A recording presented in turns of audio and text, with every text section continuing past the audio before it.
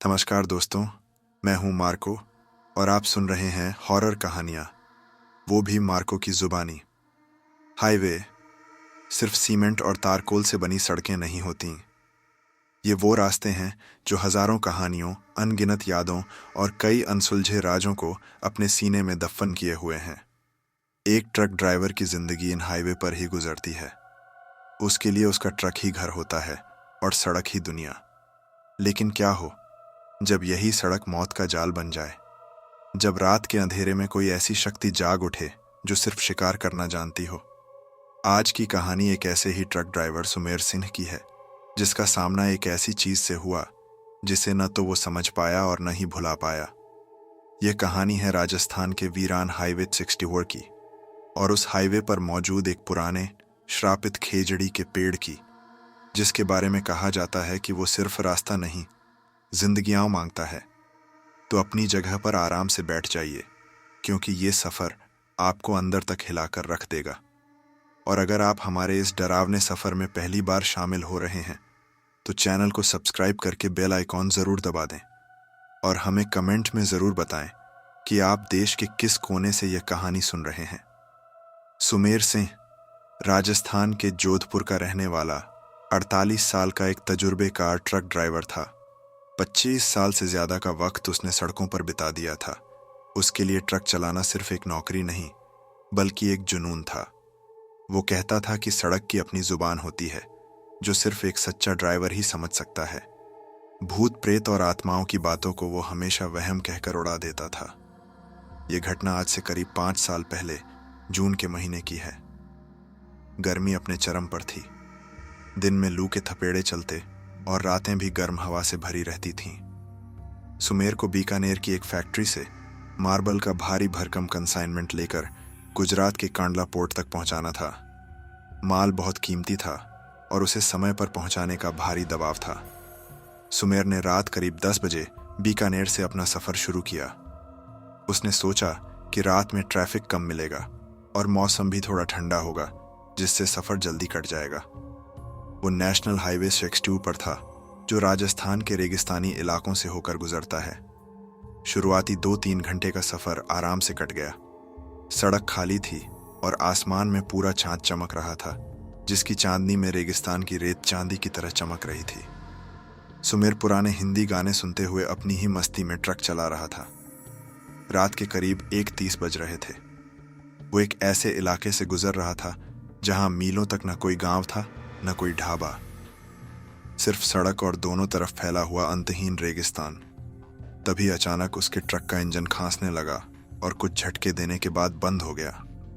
सुमेर ने कई बार ट्रक को स्टार्ट करने की कोशिश की, लेकिन इंजन में कोई हरकत नहीं हुई। उसने स्टीयरिंग व्हील पर गुस्से में हाथ मारा। इस वीरान जगह पर ट्रक का खराब होना किसी बुरे सपने से कम नहीं था। उसने टॉर्च उठाई और नीचे उतरकर बोनट खोला। इंजन से गर्म भाप निकल रही थी। उसने चेक किया तो पाया कि रेडिएटर का पाइप फट गया था और सारा पानी बह चुका था। अब इस तपती गर्मी में बिना पानी के इंजन स्टार्ट नहीं हो सकता था। और सबसे बड़ी मुसीबत ये थी कि उसके पास पीने के पानी की सिर्फ एक बोतल बची थी। मोबाइल में नेटवर्क भी नहीं था। वो बुरी तरह फंस चुका था। उसने सोचा कि वो सड़क पर किसी आने जाने वाली गाड़ी से मदद मांगेगा। वो सड़क के किनारे खड़े होकर इंतजार करने लगा। आधा घंटा बीत गया, फिर 1 घंटा, लेकिन उस सड़क पर एक भी गाड़ी नहीं गुजरी, जैसे पूरी दुनिया में सिर्फ वही अकेला इंसान रह गया हो। थक हार कर वो वापस अपने ट्रक के केबिन में आकर बैठ गया।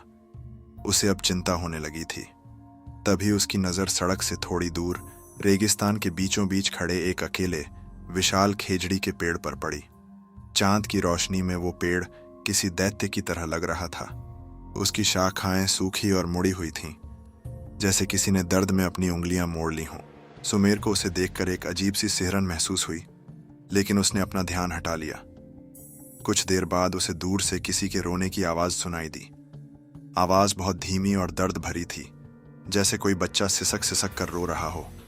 सुमेर ने केबिन से बाहर झांका। आवाज़ उसी खेजड़ी के पेड़ की तरफ से आ रही थी।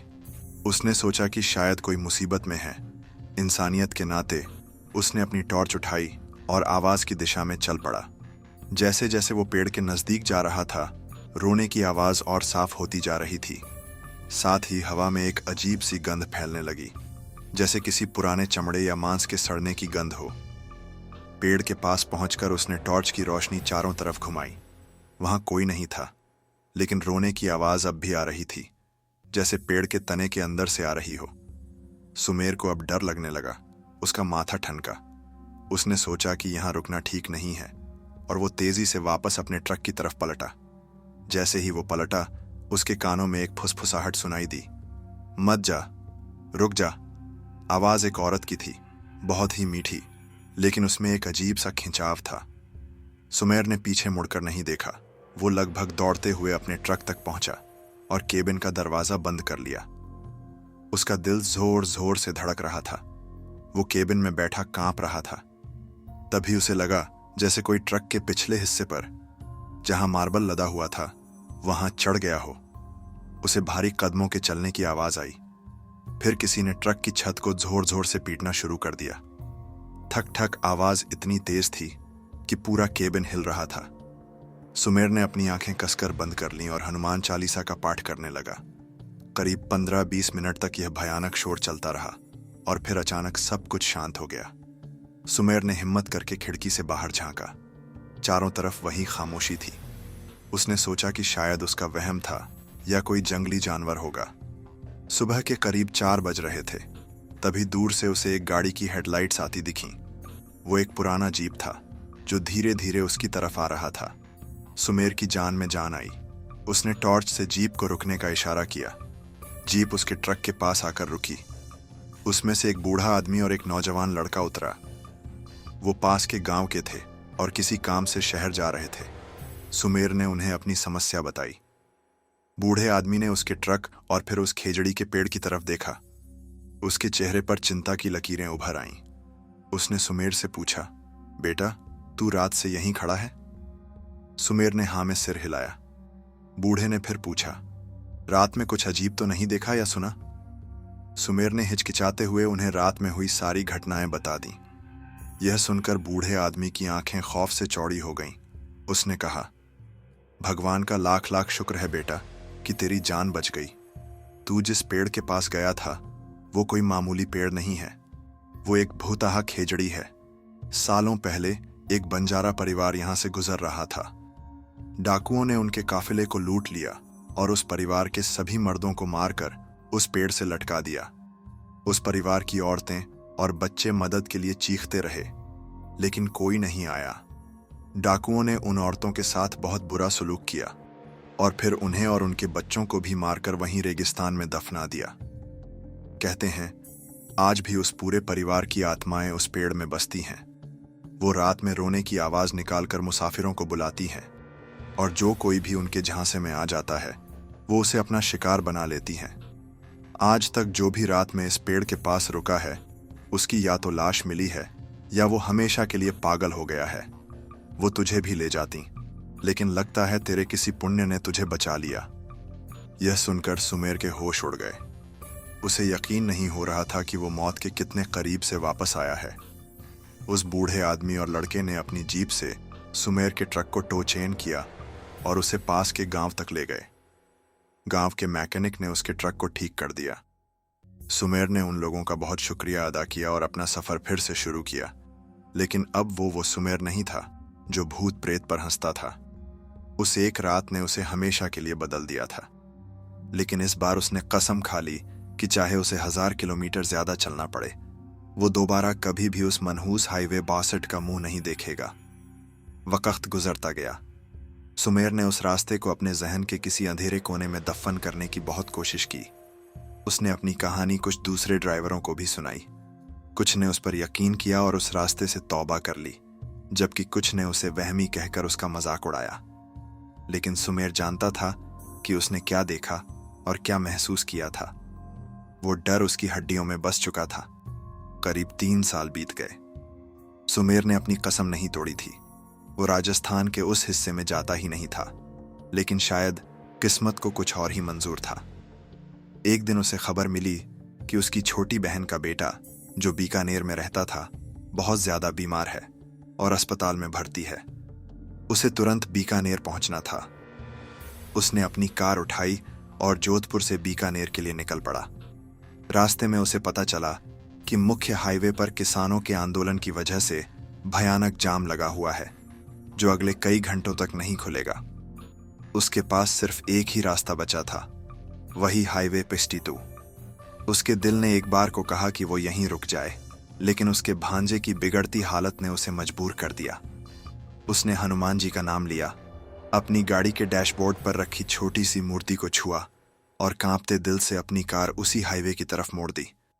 इस बार दिन का उजाला था, सूरज आसमान में चमक रहा था। उसने सोचा कि दिन में शायद कुछ नहीं होगा, लेकिन जैसे ही उसकी कार उस इलाके में दाखिल हुई, हवा में वही भारीपन और सन्नाटा पसर गया। उसका दिल जोर जोर से धड़कने लगा और फिर उसे दूर से वो पेड़ दिखाई दिया। दिन की तेज रोशनी में वो और भी ज्यादा भयानक और मनहूस लग रहा था। उसकी सूखी टहनियां आसमान की तरफ ऐसे उठी हुई थीं जैसे मदद के लिए उठे हुए हजारों हाथ हों। सुमेर ने तय किया कि वो उसकी तरफ देखेगा भी नहीं और बस तेजी से गाड़ी निकाल लेगा। उसने एक्सीलरेटर पर पैर दबाया, लेकिन जैसे ही वो पेड़ के करीब से गुजरा, उसकी नजर अनायास ही उस पेड़ पर पड़ गई और जो उसने देखा उसे देखकर उसके जिस्म में खून जम गया।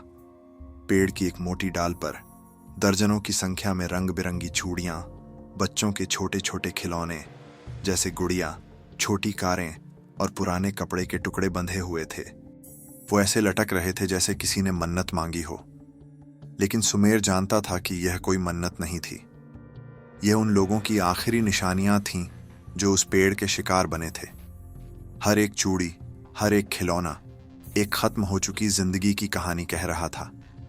वो उन औरतों और बच्चों के थे जिन्हें उस पेड़ की आत्माओं ने अपने साथ खींच लिया था। यह कोई मन्नत का पेड़ नहीं था, यह तो एक कब्रगाह थी, एक ऐसा स्मारक जो अपने नीचे दफन अनगिनत दर्दनाक मौतों की गवाही दे रहा था। सुमेर ने पूरी ताकत से एक्सीलरेटर दबा दिया। उसने रियर व्यू मिरर में देखने की हिम्मत नहीं की। वो बस गाड़ी भगाता रहा तब तक जब तक कि वो पेड़ उसकी नजरों से पूरी तरह ओझल नहीं हो गया। तो दोस्तों, यह थी सुमेर सिंह और उस भुतहा खेजड़ी की दर्दनाक और खौफनाक कहानी।